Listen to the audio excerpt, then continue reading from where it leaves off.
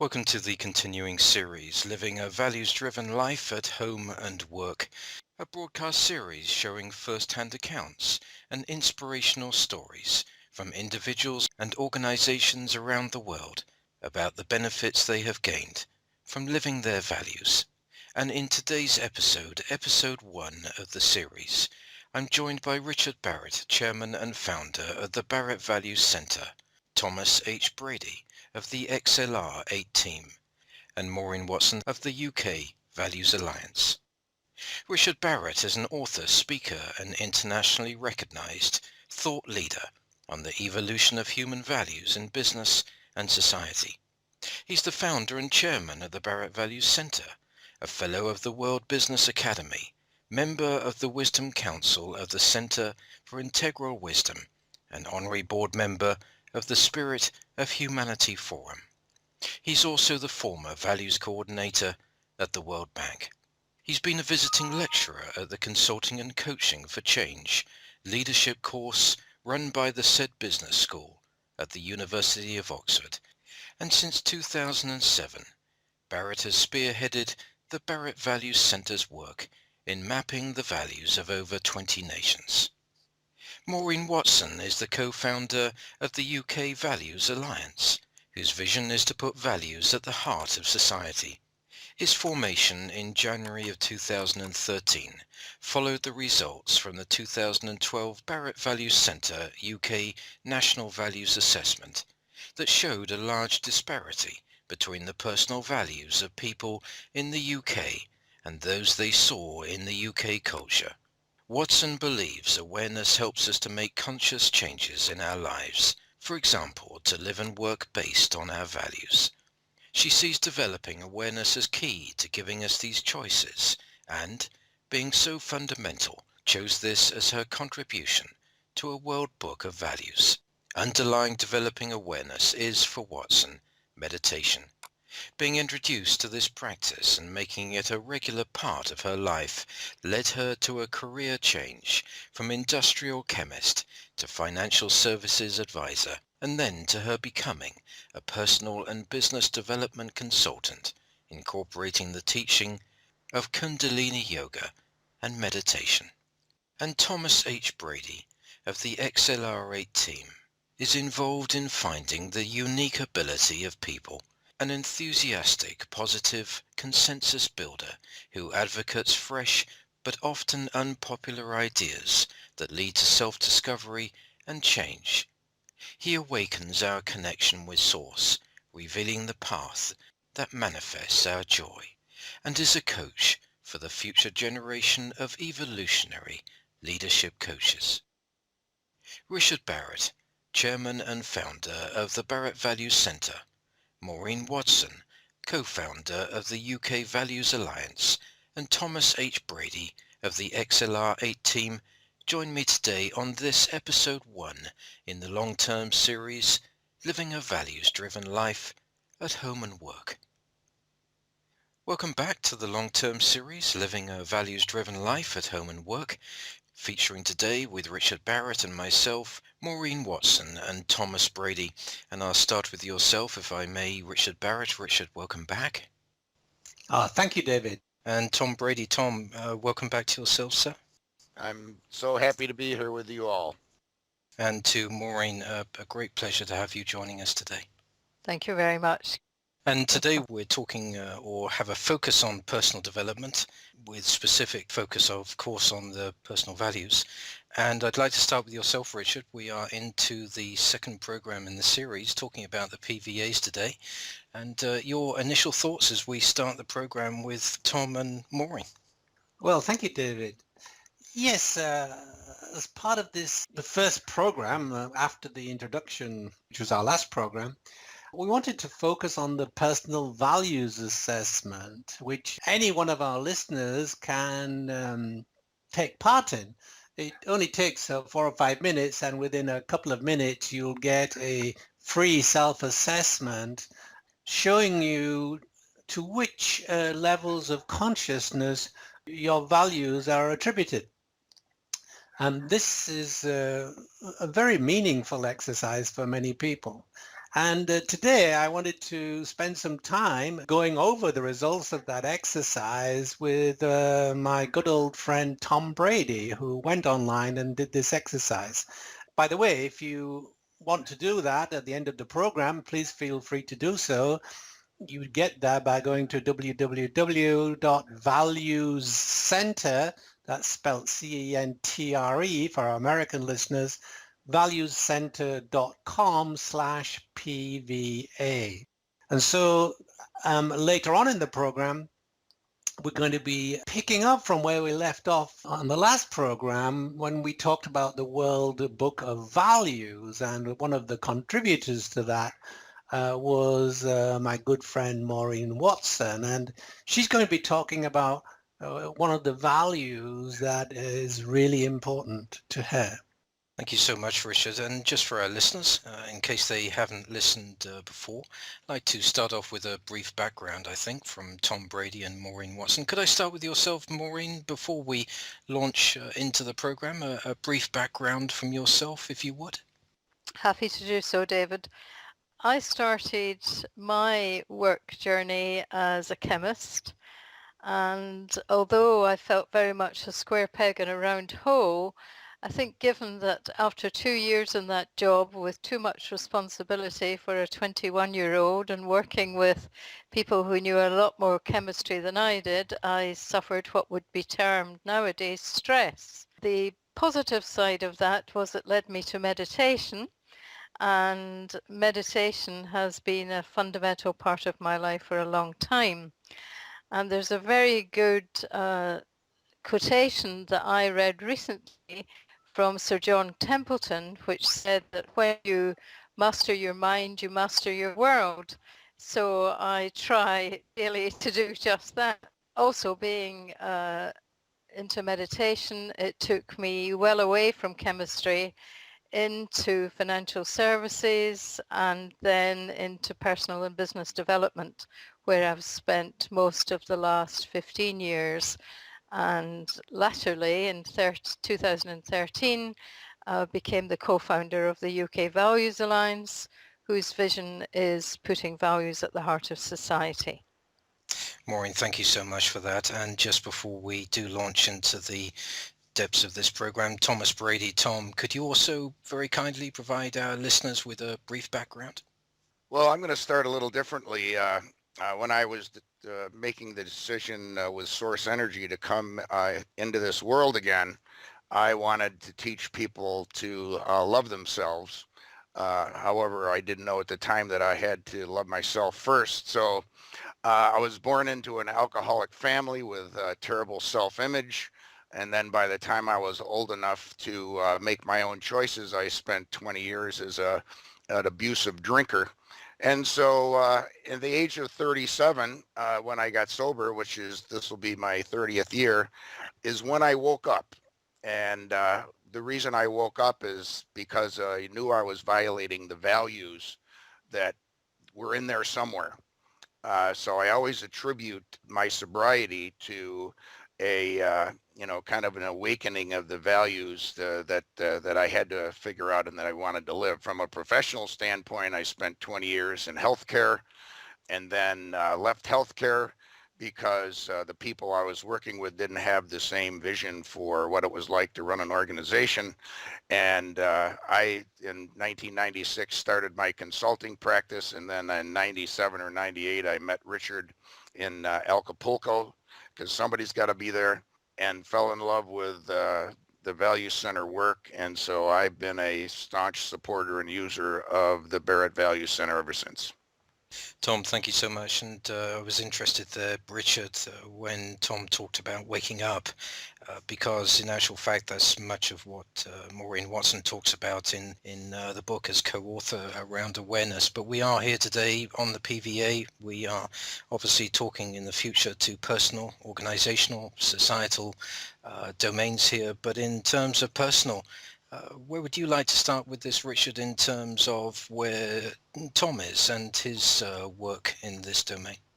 Well, first of all, thanks to Tom for putting himself on the inspection plate.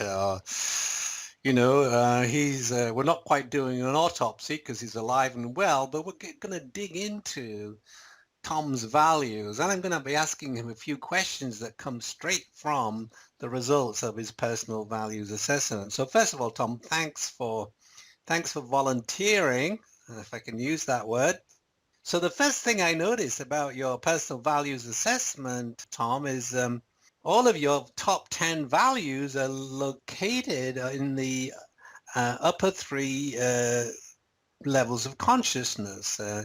That's the internal cohesion level, making a difference level, and the service level. And whenever I see personal values assessment looks like this, my first question is, so no values in the first four levels. Does this mean that you've mastered these levels, or are these blind spots, the surviving, the relationships, the self-esteem, the transformation level? Are these blind spots, or is this something that you feel that you've mastered? Well, I've taken the PVA 3 or 4 times, and I often have a value in the lower levels. But I would say that I've mastered them. I have all the money I'll ever need. I have a terrific family. I'd like to think the work that I do, I'm fairly competent at, and I really live my life in those upper quadrants. Well, that would definitely align with the stage of psychological development you're at, because if you were listening closely, my dear listeners, you would have been able to figure out how old Tom was, because he gave us lots of clues. And I think if I do my math correctly, I would suggest that Tom's about 67 years old. That puts him at the serving stage of psychological development, the stage of development where he's giving back to the world, where he's in service to others. And that certainly comes through in the results of the assessment. So right at that upper level, at the level of selfless service, I know you've indicated that you've got the following values: humility, wisdom, and future generations. So talk to us about some of these values, Tom, how they're showing up in your life, the future generations, humility and wisdom.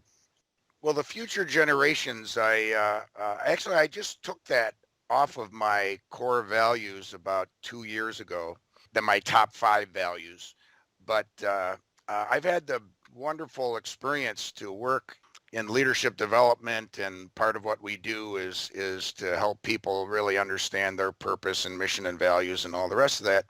And so I was around a lot of young people, and it was like so many people. I was just so happy to be able to talk about this, because again, I wish I would have done it earlier. And then I had many 40 and 50-year-olds say, gosh, wish I would have done that 20 years ago.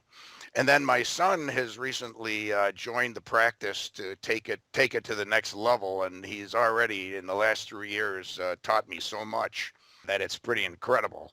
Humility is a different one, I suppose, because I'm a very gregarious, outgoing person. So I suppose there's a fine degree between coming across as humble and arrogant. But I'd like to think that humility comes out more. And then wisdom's a funny word. I wasn't sure I was going to pick it this time, but I've done coaching values assessments that Richard has, and people picked wisdom, and I thought, that's amazing. And then I just redid my unique ability statement, and a couple of people said wisdom. So I said, what the heck? Now, I think we have to remember what these, what values are. They're the hidden drivers of our aspirations and intentions. So whatever is important to us and whatever we need in our lives is what we value. And so I hear you saying, Tom, that some of these values you have are aspirational in nature, and some of them are things that are just so important to you that you can't live without them. Let's take a look at the level 6 consciousness, the making a difference. And you've got a whole bunch of values there, 5 of them: coaching and mentoring, community involvement, leadership, personal fulfillment, and well-being, physically, emotional, mental, and spiritual. And knowing you as I do, Tom, I think this is the level where you are principally focused, certainly, but picking 5 values at that level would suggest that. Well, it's interesting you should say that because I'm at a conscious capitalism conference and I see this being my legacy project really because it's all about community involvement. It's all about leadership. That's how I you know, approach my work, and it is very fulfilling. And as a matter of fact, I had to leave a breakout session about 20 minutes early, and it happens to be by a gentleman named Tony Schwartz, who has the Energy Project that talks about physical, emotional, and mental and spiritual, and the balance we need to live our lives with the most energy. So it was funny that I happened to be in that breakout session beforehand because I'm very interested. I've hopefully taken better care of myself in those 4 dimensions, and I talk a lot more about that in my work. So talk to me about some other aspects of your community involvement and your involvement in coaching and mentoring. Well, the community involvement is with conscious capitalism. We have adopted. We in the greater Rochester, New York area where I live, we have the worst performing school system in the country, and so I'm trying to use our chapter as one of many voices to get business to say that this is unacceptable. And I've sponsored a group to create a charter school, is what we called the alternatives to the public school system, which is so broken at this point. There's really not much you can do about that. And then it really is all about giving giving back to the community. I've just chosen to at least for the next little while to work on the public education system because I was born in the suburbs and had the benefits of a really great school and actually had coached and mentored several people in this Rochester City School District 10 years ago. And much to everybody's disappointment, it didn't go very far because the system is so dysfunctional. So coaching and mentoring is really what I do for a living. I discovered several years ago as I was trying to say, what am I uniquely able to do? What do people appreciate about me?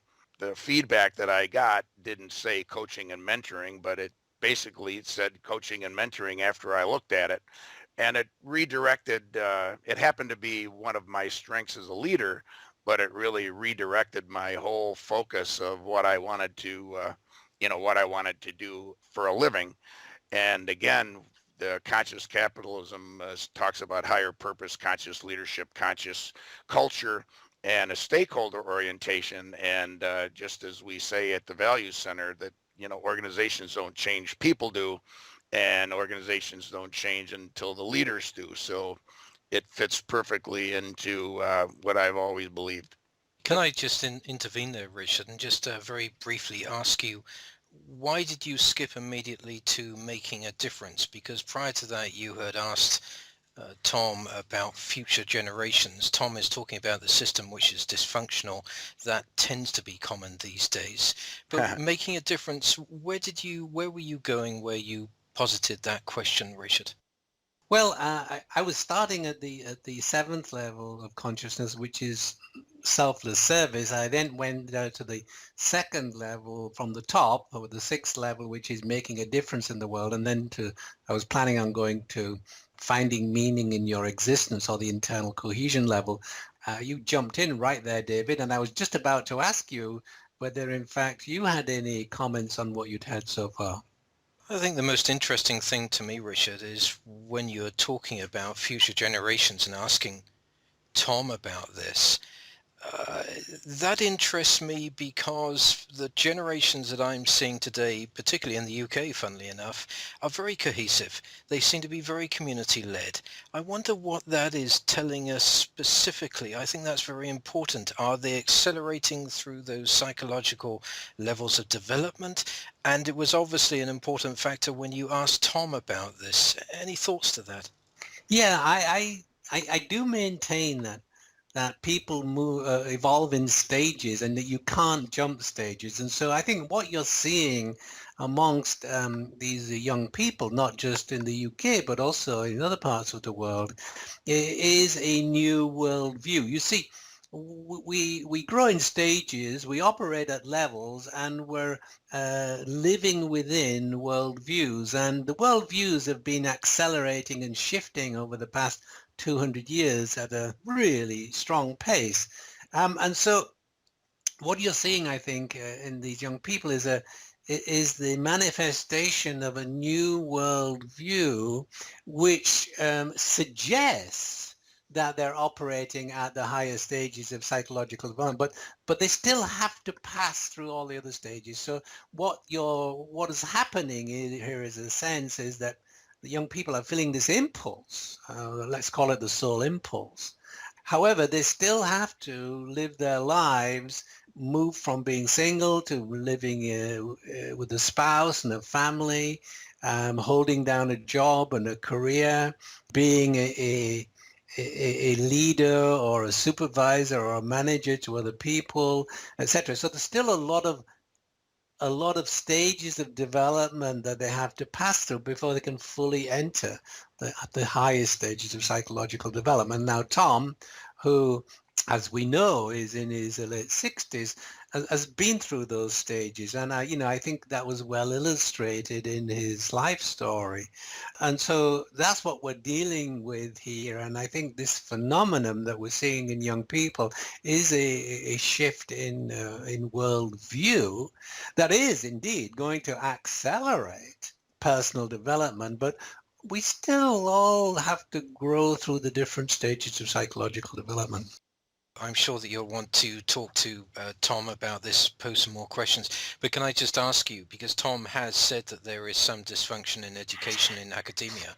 Is it true, though, Richard, in prior generations that we as children in academia, in school, would have very much relied upon our teachers and our lecturers and our system in education for those worldviews before we extended ourselves out in society? Which is interesting because today what I'm saying is that it seems like many young people today don't need the worldviews that they obtain within the educational system. They seem to be able to get it from somewhere else that accelerates them to becoming more community-led. Well, yes, and I think Tom's point is interesting one, that actually the education system is lagging in terms of worldviews. You see, the worldview that you grow up in is a function of the culture, the national culture in which you are brought up. And so as now we're having such a rapid change in worldviews, which is occurring in some cases in period of 20 or 30 years, it means that the values or the priorities that you and I grew, which were in the education system, when you and I were going through education system, those value priorities are old hat in a way, because new worldviews based on the fact that we have global warming, that the problems of existence have become global and are no longer national. When we were at school, the problems of existence were in our community and maybe at a national level, but they weren't global problems. And so to solve global problems, we have to find some level of connection beyond our nationalistic identity in order to solve those problems. And this is what is caring with these young people, because they have that ability through the internet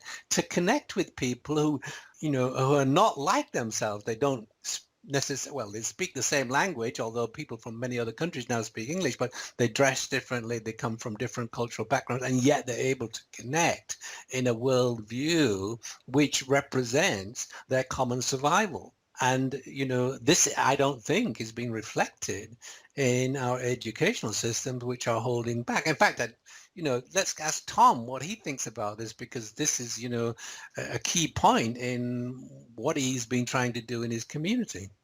Well, actually, you're correct because we're using antiquated teaching methods for a whole new generation of learners who learn differently. You know, that might be a little glib, but it really is true. But there's a growing body of knowledge around positive psychology and mindset and other teaching methods that show that even inner city kids in poverty is not the reason why they're not learning. They're not learning because of the educational system. And the evidence now is just irrefutable. But the other point I wanted to make that Richard said is because we all do go through these stages of our own evolution.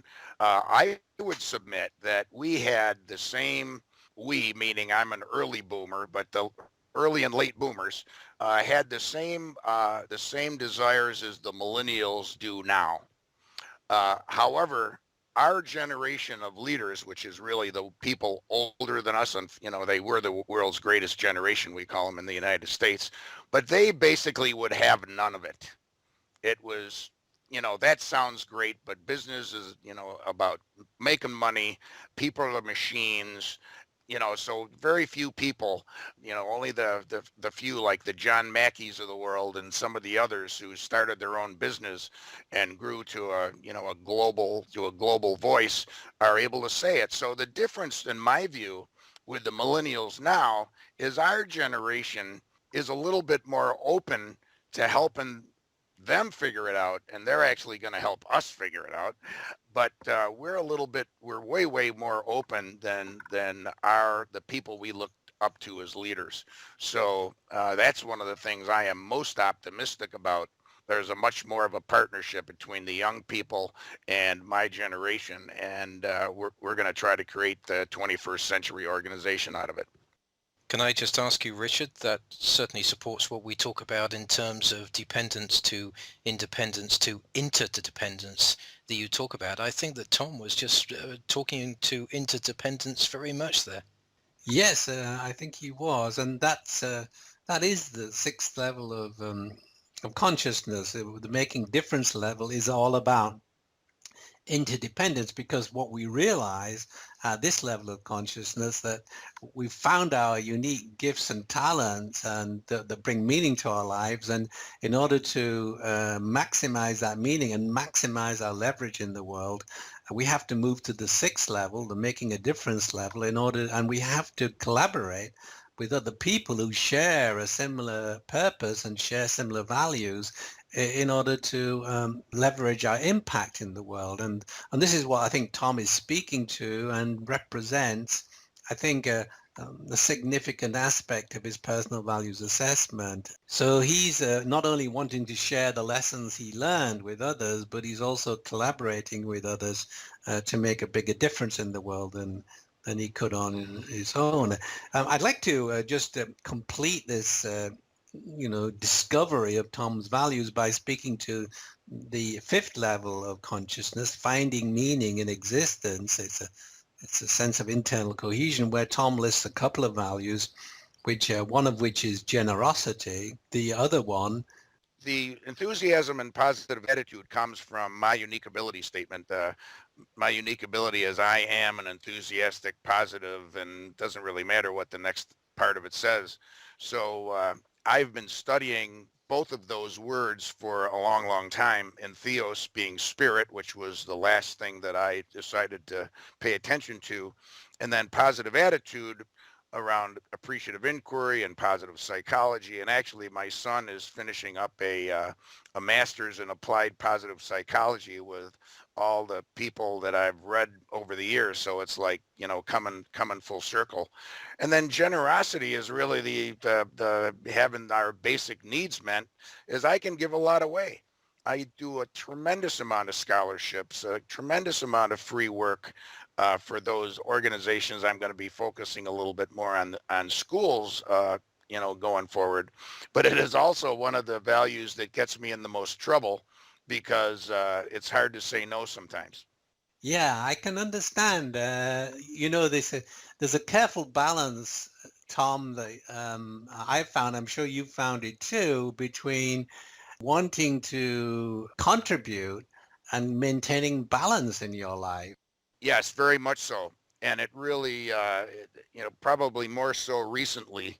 And I've been doing a couple of things. I've really changed my whole physical eating and everything. I'm not going to lose 20 pounds and gain 20 pounds again. I've really finally made a mental lifestyle switch. And I think I've consciously tried to get more balance. And that's why that one is so important to me, why I chose it, this time, because as you know, it's the highest personal value that you can have, because I want to have the most energy to realize all the rest that I want to do in the world, and that's the best way to do it. So Richard, can I ask you there, because that's talking to reciprocity and identity, is it not? And also the unique self that your great friend Mark Gaffney talks to, which is talking to that fine balancing act, is it not? Well, yes, I like to think of the purpose that the soul, why the soul incarnates into the human body is for self-expression, and I say self with a capital S, and that this self-expression comes in two guises. First of all, connection.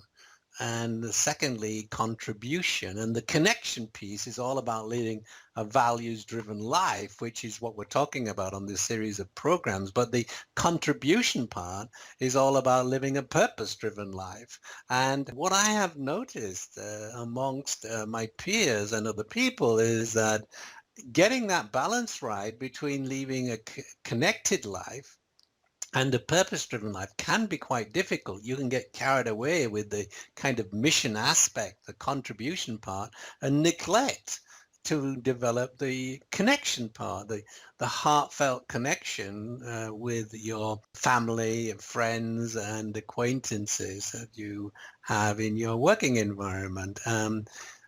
So this balance thing is really particularly important in terms of contribution and connection. And I found that to be increasingly relevant in my own life. And I keep reminding myself to, slow down a bit and think about connecting as a really important, loving others and caring about others as a really important part of the journey, and not just get wrapped up on the contributing side. And Richard, we are talking about making a difference, and we're talking about service, and this is where it's relevant. I'm assuming here, when you're talking to connection and contribution, this is what is on your mind in these times of your life at these levels, correct? Not to the same degree. We can feel the soul impulse at the lower levels of consciousness. And I think that's what's happening amongst many young people that we spoke of earlier. They feel the soul impulse to connection and contribution, but have not yet reached a level of maturity where they can make that a full-time preoccupation, because they have spouses, they have family, they have jobs, they may have a career, and they have to take care of all of that too. So when you get to your late 50s and early 60s, if you had a family, it's generally the children have left the nest, and you have and you probably may be thinking about retirement, and you've got so much more time, and as Tom is pointing out, hopefully energy to devote to these contributions. But I think, when I say this word, contributing energy to these projects which have an influence on everybody else, I immediately think of Maureen, who I know is waiting in the wings to talk to us. But here's an example of another person who is making a real difference through the contribution, that unique contribution that she's making in the UK Values Alliance. Would you like to bring Maureen into the program, and we can move on from there? Sure. So although Maureen and I have known each other for some time, we entered into each other's lives in a larger way around 2012, just after we mapped the values of the United Kingdom. And, let me step aside and let you take up the story there, Maureen. So thank you, Richard. What happened was we discovered that the results from the UK National Values Assessment showed a concerning disparity between people in the UK's personal values and those that they saw in the culture at that time. And so the other co-founder of the UK Values Alliance, Martin Palethorpe, said to me, I think we need to do something about this. And a voice that I felt totally unconnected with at the time said, yes, fine, I'll get involved in that. Not knowing just how much it was going to involve me, but it certainly, I think, has been a very worthwhile journey. And so we set up the UK Values Alliance in 2013 to do what I said earlier, to put values at the heart of society and to generally raise awareness of the benefits of living and working based on values. So we're going to be doing another program where we devote a bit more time to that. But one of the reasons I really wanted you to come on this program was to make the link to the World Book of Values that we heard about in our last program. And you were a contributor to that World Book of Values. So Maureen, what was the value you wrote about in the World Book of Values? I wrote about the value of awareness, Richard, because I see this in my way of thinking as fundamental to everything that I do. Without awareness, then it's very difficult to make any change. If you're unconscious of what you're doing that might not be for the best, then difficult to alter that. But if you're more aware of it, then you have the choice to make that change. So that was why I thought awareness was a fundamental value. And did this value suddenly pop up in your life to make it so important to you? Oh, definitely not. No, as I say in the book, it was a long journey from suffering the stress prescribed tranquilizers, which if anybody listening has experienced that, they have a very strange effect, which I was reluctant to continue with, and so looked for an alternative. And the alternative to that was meditation. And I embraced that fully and found that through meditation, then awareness did develop. And so that wasn't an instant by any manner of means. That took place over a number of years.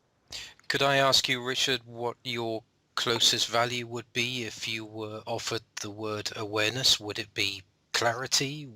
What would you offer out that would be working in parallel with that? Well, clarity certainly is one of my top 3 values and has been for many years. But, what drives my work really is the evolution of human consciousness. And so, there's a strong link between consciousness and awareness. And in fact, that's how I define consciousness in our 3-dimensional physical world in living beings. Is consciousness is awareness with a purpose.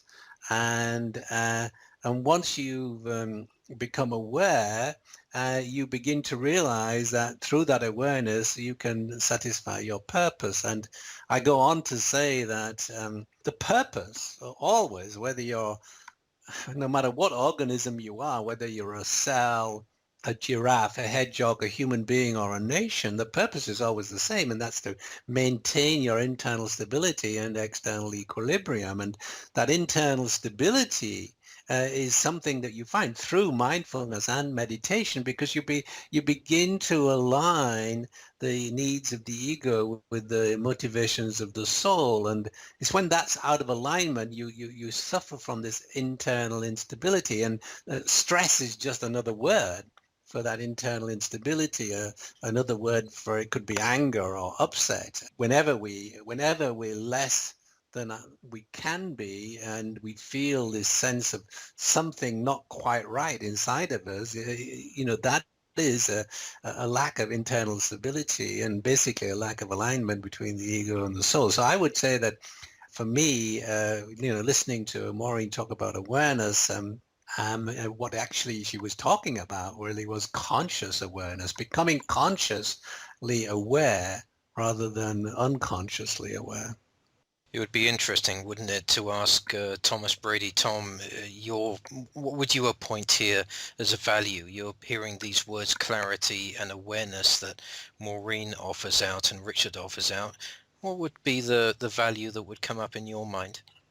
I don't know that I disagree with the clarity part at all. One of the things we use in our coaching is around clarity, but then around focus, because clarity is fine. You know, what are we going to do about it in order, I guess, to satisfy or to more fully live those other values? And again, we could choose to be a monk, or we could choose to be, I think the Buddhists say, I never can keep those things straight, a householder, which is, to go out into the world with that clarity and focus on those things that are truly meaningful to us. What are your thoughts to that, Richard? Well, going out into the world and focusing on what's meaningful to us is really what life's all about, and, reflects this contribution aspect of the soul's self-expression. And so, and that's what I'm hearing today from Maureen and Tom. And part of my own message is that when you get to the point in your life where you have more time and energy to focus on making a difference, this is the most fulfilling life path that you could possibly ever have. Recently, I've been studying some of the work from Harvard University, which looked at, is known as the Grant Study, which looked at the lives of 268 people, and they started looking at their lives in 1938 and followed up every few years, examining what was going on in people's lives. So this cohort of people were probably 18, 19, or 20 when they started. So many of those people are either now dead or in their late 90s. And the findings from this research are absolutely in alignment with everything that we're saying here. In fact, I'm putting that into the new book I'm working on right now. But the findings are amazing for a Harvard study to come up with a statement that, basically what life is all about is love and contribution. They don't actually say contribution, but it's about giving back. It's about, the word they use is generativity, taking care of others, and particularly others that are younger than yourself. That this is the way to a happy and fulfilling life. And so, there's a real lesson here for people to recognize that the importance is to make the use of your gifts and talents. I put it like this, you really have to become the servant of your soul and recognize that your soul incarnated for the purpose of self-expression, and that self-expression is about making a contribution and making connection. And so, Richard, I'm sure that you'll have another inquiry to posit to Maureen, but can I just ask you, earlier I said connection, contribution, that you had talked about, where does it apply? And I think that I stated correctly that, and that you concurred, that it was in the upper levels, in the serving and making a difference. But now if I ask you about awareness and clarity, because Maureen writes this in the book about how the awareness came about, where would that sit? Could you appoint awareness and clarity to any part of your journey, or are we still looking at a particular level in the way that our consciousness evolves? For me, I place clarity at the fifth level of consciousness, or even the fourth level, begins in the fourth, but really important at the fifth level, as you begin to not just ask yourself the question, who am I, but why am I here? And that's when clarity becomes really important. And it has been a major part of my life, or my values, since my middle 40s, early 50s. I really latched onto this idea of clarity. And in fact, it became so important to me that it It is, it drives all my writing. All my book writing is driven by the need for clarity. It's behind everything I do in trying to support the world in the evolution of consciousness. I think it'd be interesting to see how that value plays out for Maureen, because, in one way, by creating the Values Alliance, UK Values Alliance, she's bringing a sense of clarity to people who in the UK who want to know more about their values. I think I would like to just go back a step, if I may, to the level that awareness might fit into. And I found it interesting that Richard said there was unconscious awareness and conscious awareness. And I was thinking that probably unconscious awareness for me actually began at level 1, because I think it was to do with survival. I certainly wasn't surviving happily in the environment that I was in, probably being misaligned with my talents when I was an industrial chemist. And so awareness, I think, would start there, but it's useful at all the other levels throughout the 7-level spectrum. On the side of clarity, let me consider how key clarity is to my motivation in the UK Values Alliance. I think I would tend to use making a difference probably more than clarity. Hopefully clarity comes into the communication, but I think the key motivator, the key area for the importance of awareness and how we're going about doing it is related more to making a difference. I can see how, for Maureen, from her perspective, she's motivated by making a difference. But what I would suggest, and I'd love to hear your comment on this, Maureen, is that you are actually, through the work that you are doing, you're not just bringing awareness to people, you're bringing people to clarity. You're helping them to clarify their values. Are you not? Yes, I agree with what you've said, Richard. Certainly people do, first of all, become aware of their values or what values are, let's say, and I'm thinking about the Wake Up to Values program that we've been running in certain organizations. So they become aware at stage 1 of what values are with our help, then consider their own, and certainly then do begin to gain clarity about their personal values, what they feel they can support in the organization with their personal values, and then clarity about what's needed in the organization in terms of core values for it. So I'm not disagreeing that clarity is an important part of all that. I think really as we approaching the end of our program, I think it would be interesting to ask Maureen what her aspirations are for the UK's Value Alliance, and how people can get involved, and maybe even give us a website so that by the time that we move to the next program, when we'll be exploring this in more detail, people could have done some homework. Thank you very much for that opportunity. That's very generous, Richard. In terms of our vision, it would be to help more people become aware of the benefits of living and working by values and how best to roll that out across the UK society and beyond. And the Wake Up to Values project that I mentioned a moment ago certainly has that at the centre of it. If anybody wishes to find out more about that particular programme or about the UK Values Alliance, the website is valuesalliance.net, and if they'd like to communicate directly with me, it's maureen@valuesalliance.net. So thank you very much for the opportunity to speak about the UK Values Alliance today, and also to share my thoughts with you and to listen to yours on the value of awareness. It's been most interesting.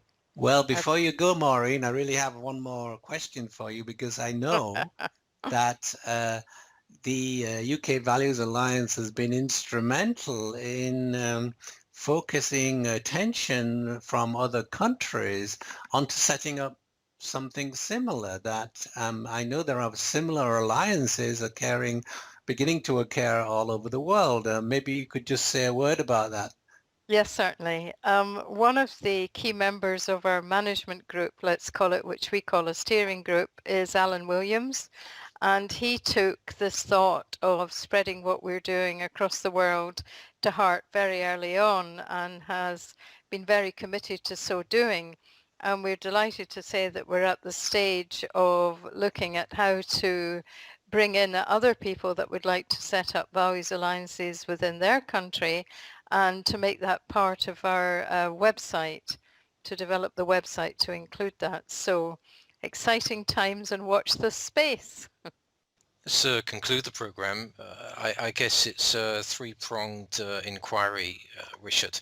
We've talked about the PVA with Tom. We've talked about the co-authorship by Maureen in a World Book of Values. What are your thoughts as to the correlation between these two, the values of the PVA and what Maureen is bringing to this conversation in terms of awareness and clarity?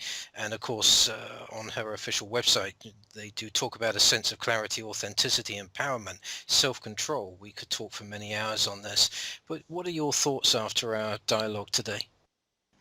Well, one very practical thought, since we're going to be talking to Maureen in a future program, it would be great for her to go online and do her own personal values assessment, and we could explore those results in a similar manner that we explored Tom's results. So that's a very practical suggestion which I'd like to pick up on with Maureen's. Secondly, what we're seeing here are three people. I'm excluding yourself, David, for the moment, simply because we're seeing three people who are, in their 60s, who, in a sense, had finished their career, not so much finished, but moved on. And what we see is a lot of commonality in terms of levels of consciousness and how we approach living in this world. And I think this, what we're seeing here is three people, and I'm including myself, who are finding a great sense of joy from being in service to the world. Now, I excluded you simply because I know that you are a little younger, but I see also in you, David, this same drive to be of service to the world and to show up in service. So what I'd like to ask is, where does that come from in you, do you think? Having spent so many hours talking to you since our first series, we've centered a lot of focus on early maladaptive shema. And I've taken that very seriously. And in my own life, in my childhood, the worst memory I have is on a summer's day walking into the caravan where my dad would have this in the driveway and the man from the Pru would have his office out there in the summer months. And he came outside, Richard, and said, "Let me put some butter on your forehead, darling, because you've got a bruise." That's all I can remember. And I wonder whether that is a huge contribution to being able to have less fears than most, and to be able to fall into a mode of service earlier in one's life. I'm 52 years old, so certainly there is a difference. But I think that makes sense, does it not? That if you don't have that shema, you are to a great extent ahead of the game. Well, it's true, David, that, our early childhood leads us to have subconscious fear-based beliefs that show up later in a maladaptive format, which can undermine our psychological development. And that's what you've been referring to. And everybody has some of these maladaptive schema to a certain extent. I'm fond of saying every family is dysfunctional to a certain extent. It's just part of being human. And we all grow up in slightly dysfunctional families, and some more than others, as Tom pointed out. And so, overcoming the legacy, this childhood legacy of subconscious fear-based beliefs is an important part of the individuating process, the fourth stage of psychological development. And that can be a lifelong pursuit, even as you move from that individuating stage up into the next stage, the self-actualization, integrating and serving stage. And so life isn't easy, and it isn't easy for anyone because we're constantly moving through these stages of development where our needs change. And our values change, and we have to learn to master new levels of experience in a more increasingly complex world. Our world becomes increasingly complex as we move from being a baby to a child to a teenager to a young adult to a middle-aged person and to a senior. Our life conditions become increasingly complex as if we pass through all the stages of psychological development. And so we're talking about a life journey here, and I think that's what's fascinating about it. We don't know we're on that journey unless we read about it and study it, but nevertheless, we are on a journey. And Richard, I must just ask Maureen, you talk to the commonalities, particularly at this stage. Do you feel that in your own life, Maureen, a resonance with many of those around you, that you can see those commonalities? Certainly in terms of the people that have been drawn to the UK Values Alliance. I mean, it's a voluntary organisation, so people's motivation in coming and being part of and contributing to the UK Values Alliance, I would say, comes from their heart and their soul. So certainly in the work that I do there, without doubt. I suppose, Richard, that's a simpler way of asking that question is, do you realise the potential of like-minded people around you? Or is that putting it too thinly? Is that not being precise enough in that inquiry? Well, I think at one stage of development, what we're focused on is our own contribution. Let's say that's the sixth stage of psychological development. We're focused on our own contribution and collaborating with others to make an impact in the world. But as you move through into the last stage of psychological development, the serving stage, the focus isn't so much on our contribution, but helping others to maximize their contribution. It's like Tom says, he became the mentor and the coach. You begin to realize that connection piece is just as important as the contributing piece. And so you orientate your life not just to making your own personal contribution, but also to supporting others in making their contribution. And I think that's a realization that comes as you move into your elder years.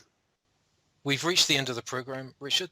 Your final thoughts as usual before we move into our next program. And of course, I'm sure that you, as I will, want to salute Maureen for her wonderful participation today. Yes, I want to extend warmth and gratitude to Maureen and Tom for showing up today and being part of our program. I knew they would have something significant to contribute, and just want to again thank them, and also thank you, David, for facilitating this conversation. And Maureen, we must ask you, Maureen, for your final thoughts for the day, your thoughts for our dialogue that we've all shared. Well, David, I would like to first of all say thank you to everyone, including yourself, for such an interesting program. It seems to me that there is no end to learning that I can get from discussing values, how values play out in our lives, our motivations, etc. And ever since I became aware of the Barrett Values Centre back around 2000, it seems that I never stop learning, and I hope that the people who choose to listen to this particular program will find that there's a lot to learn as well, and an exciting journey to explore. So I hope that we've catalyzed some of that enthusiasm today. Thank you for the opportunity. And that does complete the series today of Living a Values-Driven Life at Home and Work, this episode 1 in the series. And I shall start with yourself, Richard Barrett. Richard, thank you so much. Thank you, David. And Maureen Watson, thank you so much for participating today. Thank you for having me. And of course, many thanks to Thomas Brady, who joined us earlier in the program. And for our listeners, you can gain information on this and any other program in the series at the official website, davidgibbons.org, or international panels at crossingoverthebridge.com. Meanwhile, from all of us here, we'll wish you a good morning, good afternoon, and good evening.